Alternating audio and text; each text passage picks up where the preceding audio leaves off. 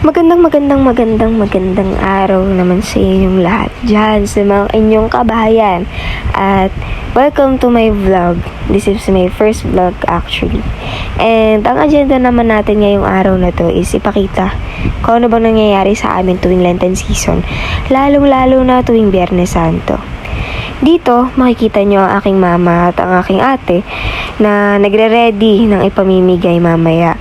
Yung lugaw na yan ay niluto na aking mama. Sobrang sarap niyan, guys. And naging tradisyon na talaga ng aming pamilya na mamigay tuwing Biyernes Santo doon sa mga namamanata.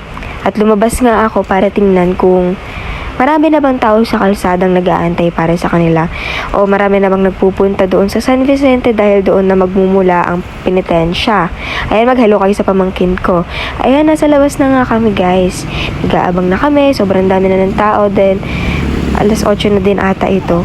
At ayan, makikita nyo sila, pasan-pasan yung cruise papunta doon. At ito na nga, nagsimula na ang pamamanata. Dito, pinamamahagi na ng aking ina, ng aking kapatid, at ng aking boyfriend, yung mga inihandang pineapple juice, lugaw, and ano pa ba? Itlog, nilagang itlog. Ayan, sobrang daming namanata ngayong taon na to. And sa mga susunod na scenes, maaaring magkaroon ng trigger warning dahil merong mga dugo, sugat na makikita. Ayan, parating na sila, guys. And taon-taon nakikita na namin talaga itong penitensya. Ngunit ngayong Holy Week, parang ang na-feel ko habang napapanood itong mga namamanatang ito ay parang magpahinga, mag-pause muna sa buhay. Ayan, sobrang daming namanata ngayong taon, guys. Ayan, sobrang dami niyan. And yung iba, sobrang lala talaga ng sugat. And kung maririnig nyo, sobrang takot ako lumapit kasi takot ako sa dugo. Takot ako matalsikan ng dugo. Ayan, yung kapatid ko, yung mama ko, ayan, namamigay siya ng juice sa kumpare niya. And mamaya, maririnig nyo rin yung mama ko na nanenervo ng kabataan. Na nagtatanong ba kung may halo ba yung juice na pinamimigay na. Ayan, hahayaan ko muna kayong manood kung ano ba yung nasasaksihan namin tuwing umaga ng Biyernes Santo.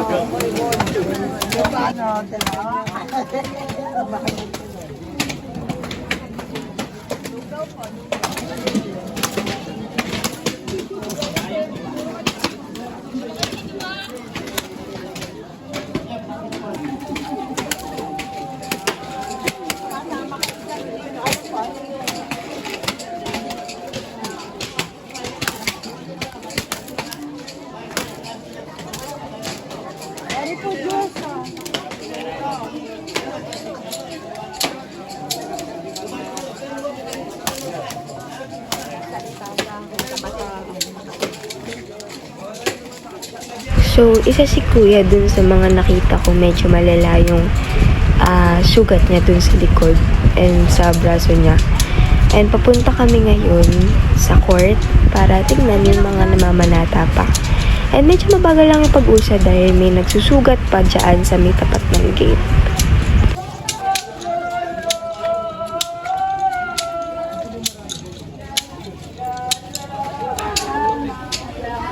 At makikita natin na si kuya ay susugatang muli. At kung tayong mga nanonood is nasasaktan na para sa kanya, paano pa kaya si kuya na mismong sinusugatan?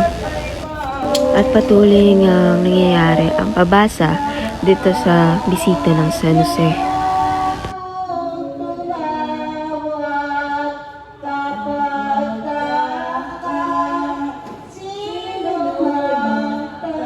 At ito ginagawa naman ng pag-iistasyon ng Samahan kay Kristo. At ang bumubuhat sa krus ay yung gaganap na Jesus na ipapako mamaya sa krus.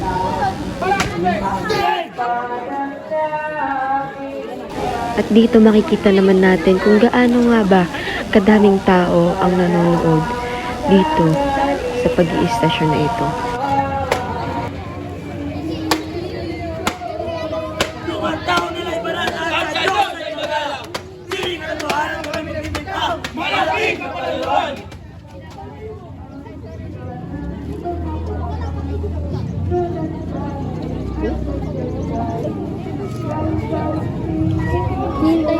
Ito naman ay papunta na kami doon kung saan maraming tao kanina dahil mamimigay kami doon sa mga samahan kay Kristo ng lugaw o ng juice para maibsan naman kahit papano yung gutom at pagod nila. Dito ay hinahayaan na namin silang kumuha ng juice at lugaw at ito naman yung gaganap ni Jesus. At dito naman sinisimulan na nilang ayusin yung krus. Sinesecured nila na maayos ito, walang mangyayaring aberya mamaya.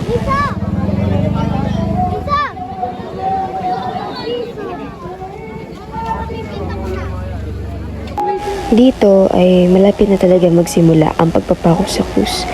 Ginagawa na nila ang kailangan gawin at andyan na ang gaganap na Jesus. Nasa baba na siya ng kanyang krus.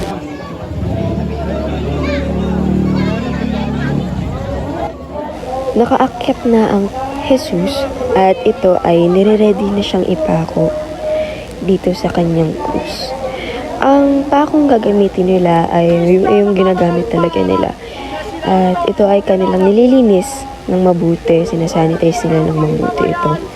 Dito ay nagsisimula na magdasal ang kanilang leader upang magsimula na ang pagpapako sa krus.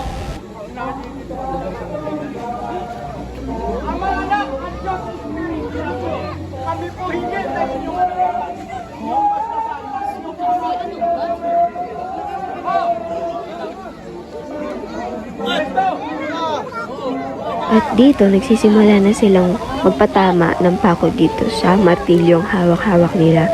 Kumpara sa natural na pako, itong pako na to ay medyo mahaba at literal na patusok talaga yung dulo at yung ulo niya ay may 4 na sides.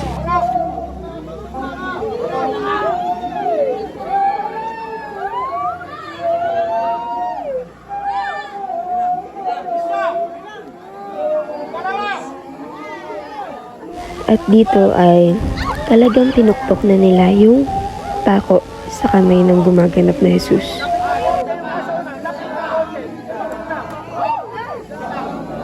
Dito ay nagsimula na silang kumanta ng Ama Namin at makikita naman natin na nakapako na talaga sa krus ang gumaganap na Jesus.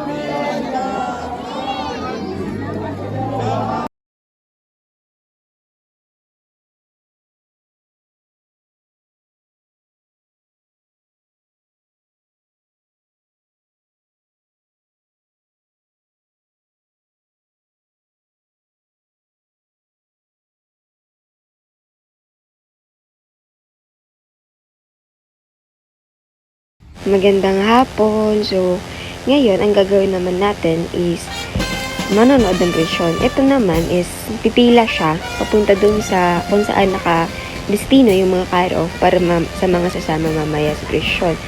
At habang nag-aantay kami, nagbebenta rin kami ng mga kape na may-ari ang ate ko. And ang nasa unahan ng presyon na to ay yung mga sakristan na nagseseryales.